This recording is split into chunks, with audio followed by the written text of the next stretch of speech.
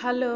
Hi! ఇవాళ Friday గదా! పూజ జేసుకుందాము. లలితా సహస్రనామాలు తెల్లవారక మునిపే చీకట్లో చేసుకోవాలని మార్నింగే లేచేశాను. ఇంకా పూజ చేసుకున్నాను. దీపం అయితే పెట్టుకొని చింత చిగురు, దొండకాయ పచ్చడి అయితే చేశాను. ఇంకా బెల్లమన్నం చేసుకున్నాను. పిల్లలకైతే దొండకాయ ఫ్రై, అన్నము చేసి క్యారియర్లు అయితే సర్ది స్కూల్‌కు పంపించాను. నాకైతే కొంచెం పచ్చడి చేసుకున్నాను. మా ఆయనకి, నాకి. ఇంకా పిల్లలు స్కూల్కి వెళ్ళిన తర్వాత నైవేద్యం పెట్టి టెంకాయ కొట్టుకున్నాను. ముందుగా అయితే దీపాలు పెట్టుకొని పూజ చేసుకున్నాను మార్నింగే. ఇక 8:30, 9కి అంతా పూజ చేసుకున్నాను.